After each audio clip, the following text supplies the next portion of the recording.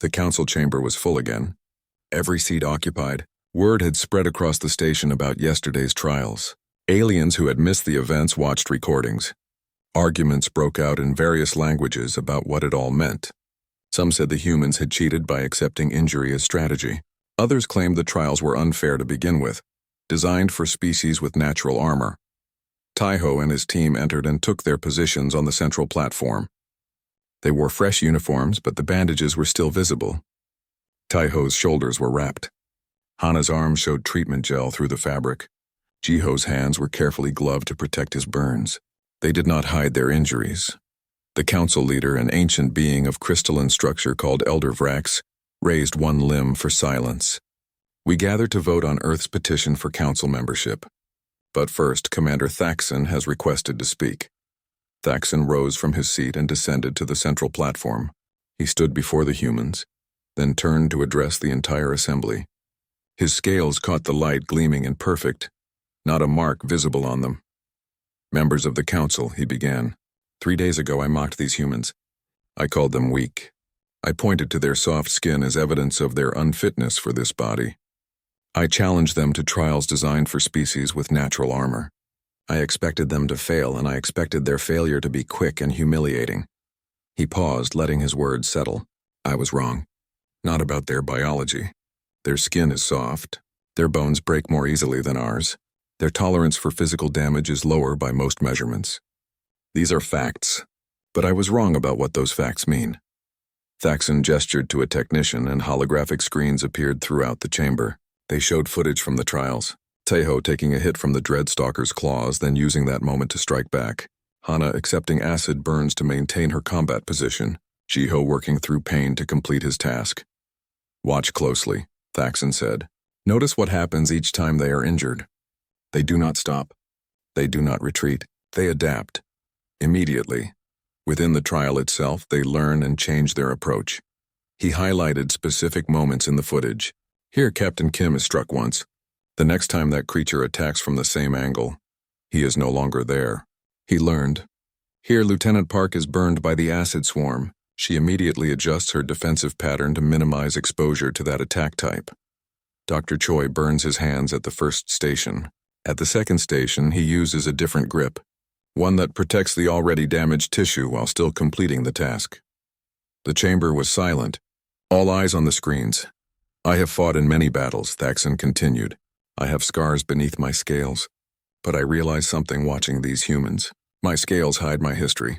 Their soft skin displays theirs. He approached Taiho. Captain, would you show the council what you showed me last night? Taiho stepped forward and rolled up his sleeves. The scars were visible to all, magnified on the screens throughout the chamber. Thaxon pointed to each one. This scar is from Ganymede, this one from Mars, this one from Titan. Each mark represents a battle Captain Kim survived. More importantly, each mark represents a lesson learned. He carries his entire combat education on his skin where he can see it every day.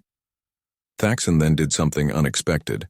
He reached up and began removing pieces of his armor plating, the ceremonial scales that Velcrin wore over their natural ones. Beneath, his own scales showed marks, old wounds that had healed, leaving slight discolorations visible only at close range. I have fought too, he said quietly, but my wounds are hidden. When I look at my arms, I see only scales, perfect and unmarked. I cannot see my history written on my body. These humans can. They are reminded every day of what they survived and what it cost. He turned to face the council directly. I called them weak, but I was measuring strength incorrectly. Yes, their skin tears easily, but that means every scar represents something they survived despite having no natural armor. A Velcrin can afford to be reckless because our scales protect us. A human cannot afford any recklessness, so they learn to be smart instead. Fast, adaptable. Another screen appeared showing data Jiho had compiled. Human combat statistics compared to other species. Look at these adaptation rates. When injured, humans change their tactical approach 3 times faster than Velcrin, 4 times faster than Krill. Why? Because they must. Their biology demands immediate learning or death. A Krill representative clicked forward. Commander Thaxon, are you saying that weakness is strength? This seems like a contradiction. No, Thaxon replied. I am saying that surviving despite weakness requires greater strength than surviving because of armor. A Velcrin warrior is born with defenses. A human must learn every defense. One is inheritance. The other is achievement. Sora stepped forward, joining the discussion. Members of the council, let me share something about human history that Commander Thaxon discovered. New images filled the screens. Earth's bloody history played out for all to see. Thousands of years of warfare, weapons evolving from stones to nuclear bombs, casualty numbers that made several aliens recoil in shock. We fought ourselves, Sora said simply. For our entire history, the deadliest threat to humanity was other humans. We developed weapons specifically to kill each other. No amount of natural armor would have saved us because we kept inventing better ways to pierce it. Jiho added more data. The galaxy judges species by their biological advantages. Scales, shells, claws, venom. But humans evolved fighting an enemy who had the same biology we did, so we could not rely on natural advantages. We had to rely on learning, adaptation, and the ability to endure despite knowing exactly how much it hurt.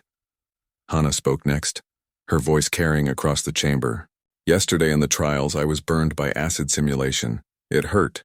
My species feels pain very intensely, more than many of you. But I have learned to separate pain from capability. Yes, it hurts. No, that does not stop me. That separation is what humans learned through millennia of fighting ourselves. A Vornathi representative pulsed with colors indicating curiosity. You are saying your species learned strength through self-destruction? Through survival of self-destruction, Taiho corrected. We should have gone extinct. Every statistical model says so. A species as violent toward itself as humans were should not last. But we did last, because we learned. Every war taught us something. Every conflict left its mark. And we carried those lessons forward. He touched his scarred forearm. These scars are not marks of weakness. They are proof of survival. Each one says I faced something that could have killed me and I am still here. I learned from it. I became harder to kill. That is the human story, written on soft skin for all to see. Elder Vrack spoke, the crystalline being's voice resonating through the chamber. Captain Kim, you say humans feel pain more intensely than many species, yet you endure injuries that would incapacitate others. How? Teho considered his answer carefully. Because, Elder, we learned that pain is information. It tells us we are damaged. It warns us to be careful. But it does not have to control us. We acknowledge the pain, learn from what caused it, and continue our mission. Our ancestors who could not do this died.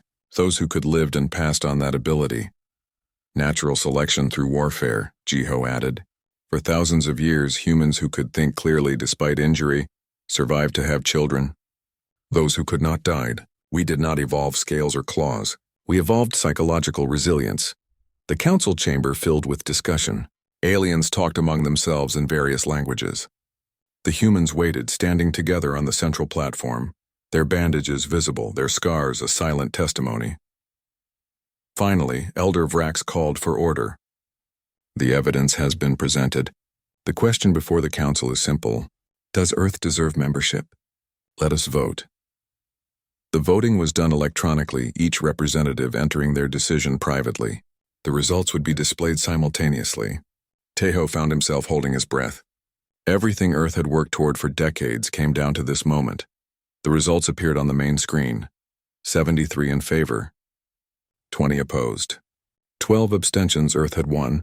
The chamber erupted in various sounds. Some species cheered in their own ways. Others protested. But the decision was final. Earth was now a member of the Galactic Council. Thaxon descended to the platform again. He approached Taiho and held out his clawed hand. Teho took it, human and Velcrin clasping forearms in a gesture that transcended species. Welcome to the council, Captain Kim, Thaxon said. Then more quietly, I am glad I was wrong about your people. You are not entirely wrong, Teho replied. We are soft. We do tear easily. But you were wrong about what that means. Yes, I measured the armor instead of the warrior beneath it. Over the next hours, the human team met with various representatives. Some were genuinely welcoming. Others were skeptical but willing to give Earth a chance.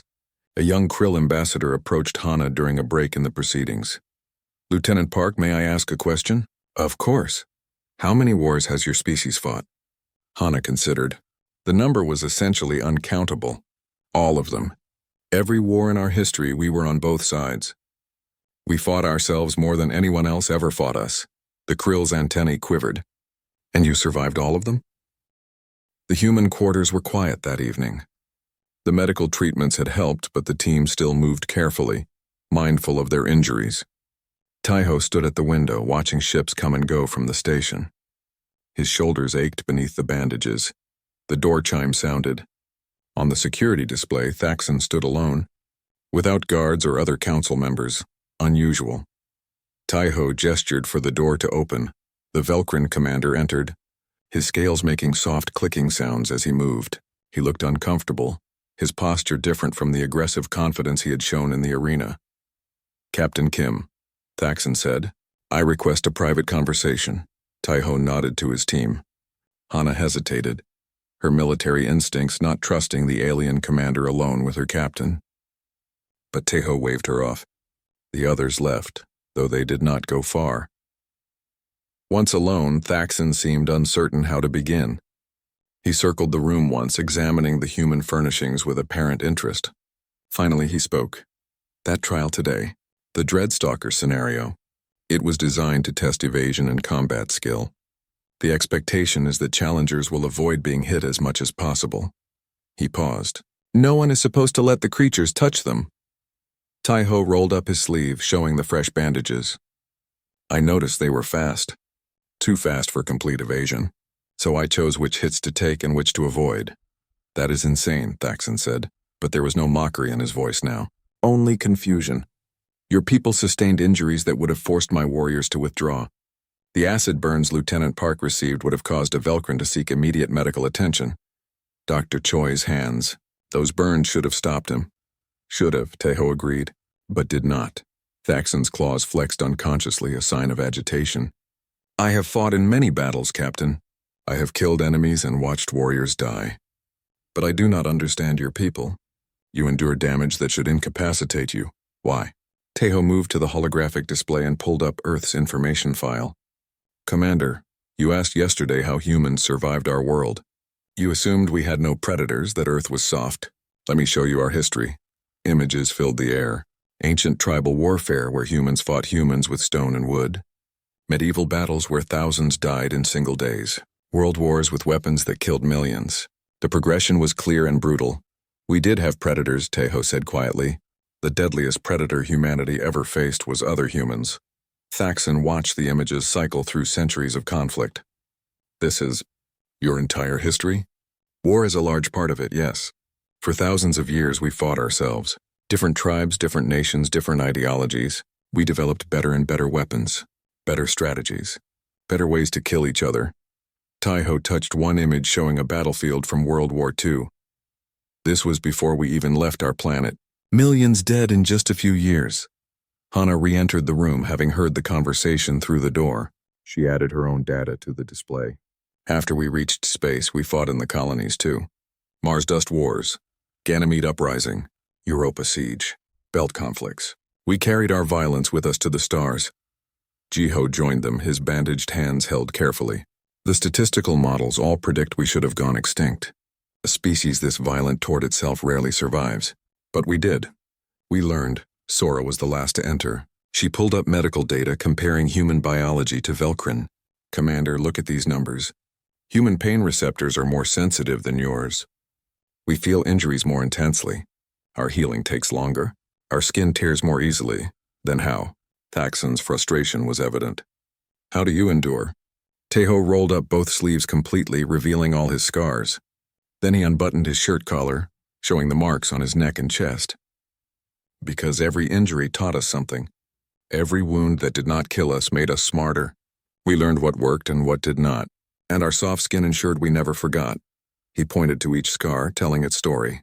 "Ganymede taught me about zero-gravity combat. Mars taught me about improvised explosives. Titan taught me about environmental hazards." His finger moved from scar to scar. "Each mark is a lesson. Each lesson kept me alive in the next fight." Hana removed her jacket and rolled up her sleeves, showing her burn scars. "Europa Station. 2 days holding a position in extreme heat. I learned exactly how much pain I could endure and keep functioning. That knowledge saved my squad 3 times since then." Jiho showed his radiation burn. "Io taught me that sometimes you accept damage to save others. The radiation would have killed those colonists. Instead, it only hurt me. That is an acceptable trade. Sora revealed her blade scar. The lunar tunnels taught me that hesitation kills. When fighting for survival, you commit completely, even if it means accepting injury to deliver a decisive strike. Thaxon looked at each of them, his yellow eyes moving from human to human. You wear your history on your skin. Yes, Taiho said. The Velcrin have scales that hide your wounds. The Krill have exoskeletons that protect you. But we have soft skin. Everything shows. Every battle leaves a mark. We cannot hide what we have survived. He called up comparison data between species. Your people evolved on a death world fighting predators. You developed scales for protection. The Krill developed their shells for the same reason. But humans evolved fighting each other. No amount of natural armor would have saved us because we kept developing better weapons to pierce it. So we evolved something else. What? Thaxon asked. Adaptability. Pain tolerance. The ability to learn from injury and change our tactics immediately. And psychological resilience. The ability to take damage and keep fighting despite knowing exactly how much it hurts. Jiho added more data to the display. Human pain threshold studies show we can remain functional at injury levels that would immobilize many species. Not because we feel less pain. We feel more, but our brains learn to separate pain sensation from combat capability. Thaxon reached out and touched his own arm, where scales covered the flesh. I have scars beneath these scales, old wounds from my first battles. But no one can see them unless they remove the scales. And do you remember the lessons from those wounds? Teho asked. Thaxon paused. Some, but the pain was dulled by my natural armor. I did not have to adapt as much because my body protected me. Exactly. Your armor is your advantage and your limitation. You can afford to make certain mistakes because your scales will save you. We cannot afford those mistakes, so we learned not to make them in the first place. Sora pulled up a final set of data. Combat statistics from multiple species. Look at the adaptation rates. How quickly a species changes tactics when injured. Velcrin adaptation rate is moderate. Your scales give you time to adjust slowly. Krill is similar. But humans, the numbers showed human adaptation rates were significantly higher. We change our approach immediately upon taking damage. Because we have to. Because we feel everything and we know another hit like that might be the one that stops us. Thaxon stood silently, processing this information. The room waited. Finally he spoke, his voice carrying a weight it had not held before. I called your people weak. I mocked your soft skin. I thought your lack of natural armor meant you were unfit for the council. He looked at each human in turn. I was wrong. Not about your skin being soft. That is biological fact. But about what that means, he held up his clawed hand. These claws are weapons I was born with. These scales are armor I never had to earn. But your scars? He gestured to Taiho's exposed arms. Those you earned, each one. Through survival and pain and learning. Taiho nodded slowly. We do not hide our battles, Commander. We carry them with us. Every scar is visible. Every lesson is remembered. That is the human way. Thaxon moved toward the door, then paused. Tomorrow I will address the council. They need to understand what I now understand. He looked back at the humans. Your soft skin is not weakness. It is honesty. You show the price of survival where others hide it beneath scales and shells. After he left, the human team stood together in silence for a moment. Then Hana spoke. Do you think he really understands? Teho looked at his scarred arms. He is beginning to. Tomorrow, we will see if the rest of the council can do the same. Sora smiled slightly. We came here to prove humanity deserves a seat at the galactic table. I think we have proven something more important. We have proven that strength comes in different forms. Jiho, always the scientist, added the final observation. The galaxy judges species by their armor, their natural weapons, their biological advantages. They have never encountered a species whose greatest advantage is what they learned from their disadvantages. Outside the window, the stars continued their eternal dance, and somewhere in the human quarters, 4 people with soft skin and hard-earned wisdom prepared for the next day. The day when the galaxy would have to choose. Would they judge humans by their fragility or by their resilience? The scars would tell the truth either way. The arena was massive, built to accommodate trials from dozens of different species. Seats rose in curved tiers around a central floor that could transform to match any environment. Today, thousands of aliens filled those seats. Word had spread about the human challenge. They came to watch the soft-skinned creatures fail. Taiho stood at the entrance, his team beside him. Across the arena he could see Thaxon in a special viewing box reserved for council members. The Velcrin commander looked pleased with himself, his scales gleaming under the lights. An announcer's voice boomed through the space, translated into dozens of languages simultaneously. The trial of worthiness begins. First challenger, Captain Taeho Kim of Earth. The floor transformed. Holographic technology and force fields combined to create a realistic environment. Rocky terrain materialized with large boulders and sharp outcroppings. The light dimmed to simulate dusk. A cold wind began to blow. The Velcrin hunting trial, the announcer continued. The challenger will face 3 dreadstalkers recreated from biological records. This trial tests combat ability, endurance, and survival instinct. Taeho walked onto the transformed floor. He wore light armor, standard human military issue. It would stop small projectiles but would not hold against serious slashing attacks. In his hands he carried a combat blade and a short staff weapon. The holographic creatures materialized. They looked like nightmares given form, 6 legs each. Bodies low to the ground, covered in dark fur that seemed to absorb light. Their heads were mostly mouth, filled with teeth designed to tear through metal. Yellow eyes locked onto Taeho. In the audience, aliens leaned forward. This was always a favorite trial. The dreadstalkers were legendary for their speed and ferocity. The creatures attacked. They moved exactly as fast as the videos had shown, which meant they moved too fast for most beings to track clearly. But Taeho did not try to watch all 3. He focused on the nearest, reading its body language, predicting its movement. It lunged. Taeho moved but not away. He shifted laterally, letting the creature's momentum carry it past him while he struck at its exposed side with his blade. The blade skittered off the holographic hide, doing little damage. The creature twisted mid-leap and its claw raked across Taeho's shoulder. Pain flared. The holographic claws could not kill, but they could hurt, using force fields to simulate real damage. Taeho's armor tore. Blood welled up from the shallow cuts. In the viewing box, Thaxon nodded. First blood. The trial has barely started. But Taeho did not stop moving. He rolled behind a boulder as the other 2 creatures attacked the space where he had been standing. He used the moment to assess. The creatures were fast, but they attacked in patterns using pack tactics that were predictable once you saw them twice. The next time they came, Taeho was ready. He did not try to avoid the attack completely.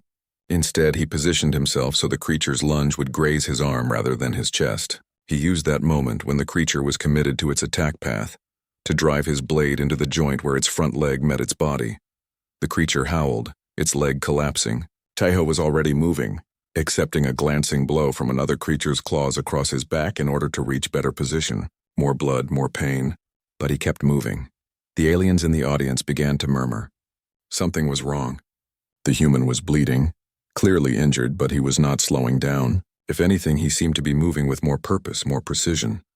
He is learning their patterns, someone in the crowd observed. Each time they hit him, he adjusts his strategy. Taeho's approach was nothing like the Velcrin method.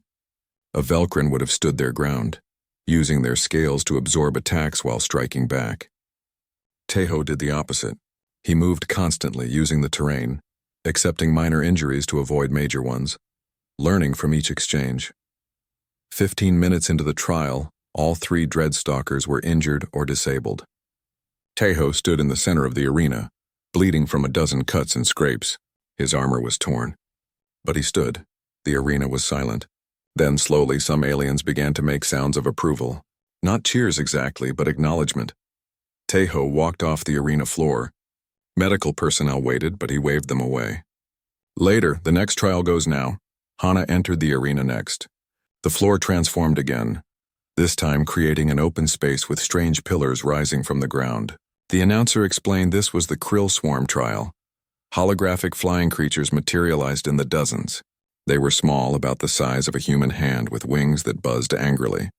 Their mouths dripped with acid simulation. They moved in coordinated groups, attacking from all angles. Hana carried 2 short blades and wore protective gear over her face and neck. But her arms were deliberately exposed, covered only by light fabric. The swarm attacked. Hana did not try to avoid them all. She focused on the clusters, the groups that moved together. Her blades flashed, cutting through the holographic creatures efficiently, but many got through her defense. Their acid touched her exposed arms, and she hissed in pain as the simulation created burning sensations. But like Taiho, she did not stop. She adapted. After the first wave, she changed her pattern. She used the pillars differently, forcing the creatures to funnel toward her in more predictable streams. She took hits deliberately on her arms to protect her face and core. The trial was designed to last 30 minutes. Hana finished it in 25. She stood among the dissipating holograms, her arms covered in angry red marks where the acid simulation had touched her. Sweat dripped down her face.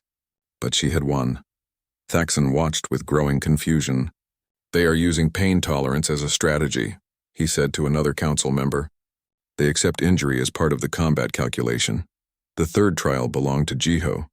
The scientist looked terrified as he stepped onto the arena floor, but he stepped nonetheless. This was the Vornathi Environmental Challenge, designed to test survival in extreme conditions. The arena transformed into a hellscape. The temperature spiked. The air filled with caustic gases that burned lungs and skin. Emergency equipment was available at various stations, but reaching it required crossing the hostile environment. Jiho wore minimal protection, just a basic breathing mask and light clothing. His task was to reach 3 different stations and activate them, simulating the repair of critical systems under hostile conditions. He began. Within moments, his exposed skin reddened from the heat and chemical exposure. His hands blistered as he worked the controls at the first station. Tears streamed from his eyes from the caustic air that leaked around his mask, but he kept working. When asked later why he wore so little protection, his answer was simple. Time was more important. Heavy gear would have slowed me down. By the third station, Jiho's hands were badly burned, but he completed the task. He had accepted the damage in exchange for speed and efficiency. The medical personnel rushed to treat all 3 humans. As they worked, the alien audience talked among themselves in dozens of languages. What they had witnessed did not match their expectations. A young Krill ambassador approached Sora, who had been watching from the sidelines. "Ambassador Lee, I do not understand. Your people are clearly suffering. Why do they not protect themselves better?" Sora looked at her team being bandaged and treated. Taiho's shoulders were wrapped. Hana's arms were covered in soothing gel. Jiho's hands were being carefully cleaned and dressed. "Because, Ambassador," Sora said quietly, "humans learned long ago that you cannot always avoid the pain. Sometimes survival means accepting the wound and pushing through it. Our soft skin means we feel everything. Every cut, every burn, every injury. But feeling pain and being stopped by pain are different things." The Krill's antennae twitched, processing this information. "That seemed inefficient, does it?" Sora gestured to her team. "They are injured but victorious. They adapted to challenges designed for species with natural armor. They learned and adjusted within the trial itself. That is the human advantage. We do not come with built-in protection, so we had to learn flexibility instead." Back in the medical area, Taiho sat while a medic finished wrapping his wounds. Thaxon approached, his scaled face unreadable. "You fought poorly," Thaxon said. "A Velcrin would have taken half those hits without injury." Taiho looked up at him. "A Velcrin has scales, I do not. So I fought differently. You allowed yourself to be injured. I accepted calculated risks. There is a difference." Taiho stood, testing his bandaged shoulders. "Commander, your scales are impressive, but they make you predictable. You can afford to absorb attacks, so you never learn to avoid them completely. My soft skin means I cannot afford many mistakes, so I learned not to make them." Thaxon stared at him for a long moment. Then, without another word, he turned and walked away. Hana joined Taiho, her bandaged arms hanging at her sides. "Think we made an impression?" "We survived," Taiho said. "That is the first lesson. Tomorrow we teach them the rest." Around them, the arena slowly emptied. The aliens talked among themselves, debating what they had witnessed. The soft-skinned humans had won, but not through strength or armor. They had won through something else entirely, something that left marks. The hours passed quickly. The human quarters became a war room, with holographic displays floating in the air showing footage from past trials. Jiho had managed to access the Council's public archives, pulling up simulation after simulation. They watched a Velcrin warrior face the Dreadstalkers. The creatures moved like liquid shadow, 6 legs carrying them across the arena floor faster than the eye could follow. Their claws sparked against the Velcrin's scales but did not penetrate. The warrior fought for 20 minutes before the simulation ended. He had taken dozens of hits but walked away with only minor scratches beneath his natural armor. See the pattern? Jiho pointed at the screen. The Velcrin strategy is endurance. They let the predators tire themselves out against their scales. Their biology is their shield. Next came a krill trial. The insectoid faced a swarm of flying creatures that spat acid. The krill's exoskeleton steamed and hissed where the acid hit, but the armor held. The krill warrior moved in rapid, calculated bursts, its multiple limbs allowing it to fight in several directions at once. Hana watched in silence, her expression growing darker with each video. When a Vornathi faced extreme temperatures that would boil human blood, she finally spoke.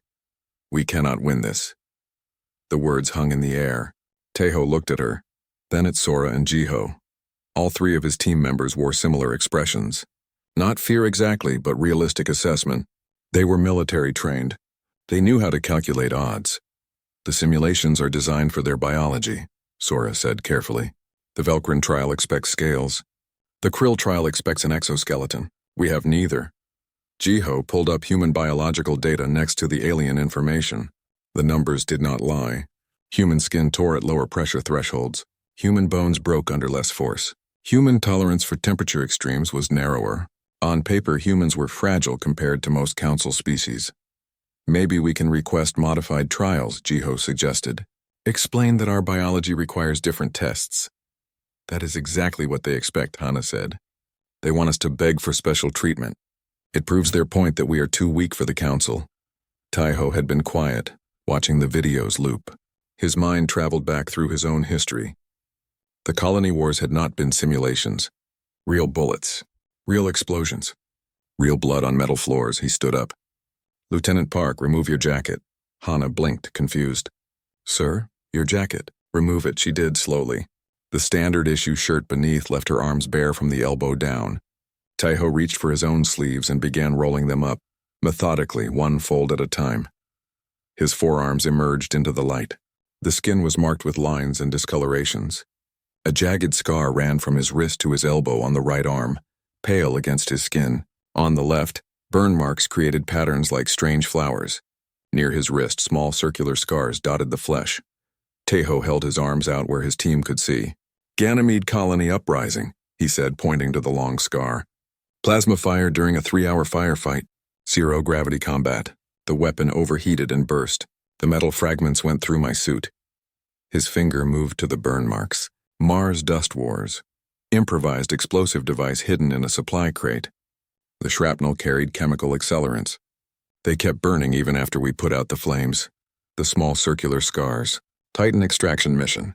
Cryogenic acid leak in the facility. We had to cross through the contaminated zone to reach the survivors. These are from the droplets that got through my protective gear." He unbuttoned the top of his uniform shirt, revealing more scars along his collarbone and the side of his neck. Various engagements. Some from enemy fire, some from equipment failure, some from saving crew members who were in worse positions than I was. The room was very quiet. Jiho stared. Sora's diplomatic mask had cracked, showing surprise underneath. Hana looked down at her own arms. Slowly, she rolled up her sleeves further. Burn scars ran up both her forearms in wave patterns, the skin shiny and tight where it had healed. "Europa Station siege," she said, her voice steady. "The enemy cut the power to the reactor room. The cooling system failed. I held that position for 2 days while engineering worked to restore power. The heat was intense. By the end, my gloves had melted to my hands." Sora stood. She had always dressed formally, her diplomatic attire covering everything from neck to wrist. Now she removed her jacket and rolled up her left sleeve. A long scar ran from her shoulder down to her wrist, the lines surgical and precise. "I was not always a diplomat," she said quietly. "Earth-Moon trade wars 15 years ago. I was a corporate security officer. A blade fight in one of the lunar tunnels. I survived. The other person did not." All eyes turned to Jiho. He looked uncomfortable, shifting his weight. "I am just a scientist. I work in labs, not battlefields." "Show us," Taeho said gently. Jiho hesitated, then pulled his shirt collar aside. On his shoulder, a radiation burn had left the skin mottled and discolored, like old paper stained by water. "Io mining accident," he said. "Reactor breach. 23 colonists were trapped in the lower levels. Someone had to go down and manually override the containment seals. The radiation levels were not safe." But if I had not gone, they would all have died. How long were you exposed? Hana asked. 42 minutes. They said I was lucky to survive. Teho looked at each of them, his team, his crew. Then he spoke, his voice carrying a weight that made them all straighten. The Velkrin think their scales make them strong. The Krill think their exoskeletons prove their worth. But they do not understand what we carry. Every scar on our bodies is a battle we survived. Every mark is a lesson we learned. They look at our soft skin and see weakness. They do not see the story written on it. He touched the scar on his forearm. This taught me that plasma weapons are unstable in zero gravity. This knowledge saved my squad in the next engagement. His finger moved to the burn marks. This taught me to scan supply crates 3 times before opening them. That paranoia kept me alive through 5 more campaigns. Hana looked at her own scars with new eyes. The Velkrin absorb damage with their scales. They never learn to avoid it because they do not need to. Exactly, Taiho said. We do not have armor, so we had to become smart, fast, adaptable. Our soft skin means every mistake leaves a mark, so we learn not to make the same mistake twice. Sora pulled up a new hologram, this time showing Earth's history. Wars stretched back thousands of years. Tribal conflicts, empires rising and falling, world wars that killed millions, colony wars in space. The list went on and on. The Velkrin fought predators, she said slowly, understanding dawning. The Krill fought swarms.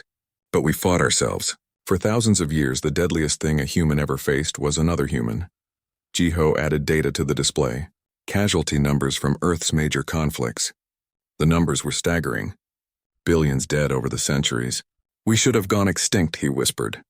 By all statistical models, a species this violent toward itself should not survive. But we did, Taiho said. We survived because we learned. We adapted. We remembered. And all those lessons are written here. He touched his scarred forearm again, on our soft skin where we can see them every day. Where we never forget what we survived and what we learned. Hana stood straighter, her shoulders back in military posture. Then tomorrow we do not fight their way. We fight the human way. Which is? Jiho asked. We endure, Hana said simply. We take damage. We keep moving. We show them that soft skin does not mean soft spirit. Taiho nodded. Get some rest. All of you. Tomorrow the galaxy learns what humans really are. As the others moved to their quarters, Taiho stood at the window again. His reflection looked back at him, sleeves still rolled up, scars visible in the glass. Behind his reflection, stars burned in the darkness. The Velkrin had their scales. The Krill had their shells. Humans had something different, something earned through pain and survival. They had memory written in scar tissue and carried forward. Tomorrow would be interesting. The transport ship broke through the station's docking bay with a soft hiss. Captain Taeho Kim stood at the front of his team, his uniform pressed and perfect. Behind him walked 3 others. Lieutenant Hana Park carried herself like a soldier, her eyes scanning every corner. Dr. Jiho Choi clutched his data pad, nervous energy radiating from him. Ambassador Sora Lee moved with practiced grace, her face calm and diplomatic. They had traveled for 3 weeks to reach this place. The Galactic Council station orbited Proxima Centauri, a massive structure that looked like a silver flower blooming in space. Ships from dozens of worlds docked at its petals. This was humanity's first real chance to join the greater galaxy. Remember, Sora said quietly as they walked down the corridor, we are here to observe and learn. Do not react to provocation. Taeho nodded. He had fought in 3 colonial wars. He knew how to keep his cool. But he also knew that first impressions mattered. Earth needed this alliance. Resources were running thin back home, and the colony worlds were always hungry for new technology. The doors to the council chamber opened like a giant mouth. Inside, the room stretched upward in a dome shape. Seats circled around a central platform, rising in tiers. Creatures of all shapes and sizes filled those seats. Some had too many eyes. Others had no eyes at all. The air smelled strange, like metal and something else Taiho could not name. A tall figure stood on the central platform. Its body was covered in dark green scales that caught the light. 2 arms, 2 legs, but the hands ended in curved claws. The head was angular, with yellow eyes that seemed to look through rather than at you. This was Commander Thaxon, representative of the Velkrin Empire. So, Thaxon's voice boomed across the chamber. These are the humans. The word dripped with something that was not quite respect. Taiho felt the weight of hundreds of alien eyes turning toward them. He stepped forward onto the platform, his team following. "Commander Thaxon," Sora began, her voice steady. "On behalf of Earth and her colonies, we thank the Council for this opportunity to—" "Your skin," Thaxon interrupted. He moved closer, circling Taiho like a predator studying prey. "It is so Kaber." Taiho stood still, keeping his face neutral. Thaxon's claw reached out and poked at his forearm, testing the give of the flesh beneath the uniform sleeve. "No scales," Thaxon continued, his voice growing louder for the benefit of the watching aliens. "No exoskeleton. No natural armor of any kind, just this soft pink covering." Clicking sounds came from one section of the chamber. The krill, insectoid creatures with too many legs and mandibles that moved when they spoke, were laughing. From another section, the Vornathi pulsed with colors that Jiho had explained meant amusement or mockery. Hana's jaw tightened. Taiho caught her eye and gave the smallest shake of his head. "Not yet. Commander," Sora tried again. "We are here to discuss trade agreements and cultural exchange. Our biological differences are—" "Relevant," Thaxon cut her off again. He grabbed Taiho's wrist, holding it up for all to see. His claws pressed against the skin, not breaking it but applying pressure. "Look at this. One scratch from my claws would tear through this delicate flesh like paper. How did such fragile creatures survive their own world?" Another Velcrin in the seats called out. "Perhaps they had no predators. A soft world for soft beings." Laughter rippled through the chamber. Not all species joined in, but enough did to make the humans feel small and exposed. Thaxon released Taiho's wrist and stepped back. "I wonder if your kind has ever seen true battle. Your records speak of wars, but perhaps they are exaggerated. Perhaps you fought with words and diplomacy, nothing more." Taiho finally spoke. His voice was quiet, but it carried. "We have seen battle, Commander. Have you?" Thaxon tilted his head. "Then perhaps you would not mind a small demonstration. Every species on this council has proven their worth through the trial of worthiness. Combat simulations based on the hardest battles from our histories. It helps us understand each other's capabilities." The chamber grew quieter. Several aliens leaned forward in their seats. Sora stepped closer to Taiho, her voice dropping to a whisper. "Captain, we do not have to accept." This is not protocol, but Hana had already moved forward. "We accept the challenge," Thaxon's eyes gleamed. "Excellent. Your enthusiasm will be entertaining, Lieutenant. The trials will begin tomorrow. They recreate actual historical battles. For my people, we face the dreadstalkers of our homeworld. Creatures that hunt in packs and have claws that can shred steel. Each species faces their own challenges."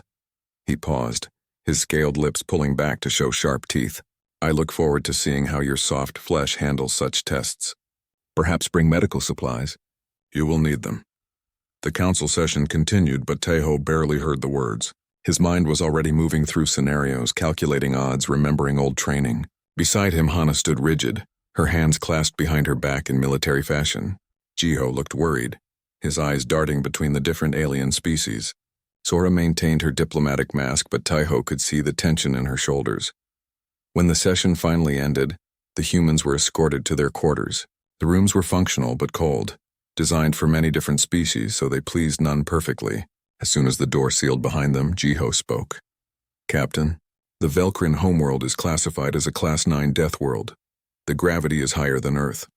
The predators evolved alongside them, pushing them to develop those scales and claws. Every species here came from harsh places. Except us," Hana said bitterly. "Earth is a garden world by their standards." Sora paced the room. "This is a trap. They want us to fail publicly. It will justify rejecting Earth's application to the Council. Without access to their trade routes and technology, our colonies will struggle." Taiho moved to the window. Outside, stars stretched in every direction. Somewhere out there was Earth, home. He thought of the wars he had fought, the battles on Ganymede's ice, the siege on Mars, the desperate extraction on Titan. His body carried the memories even if others could not see them.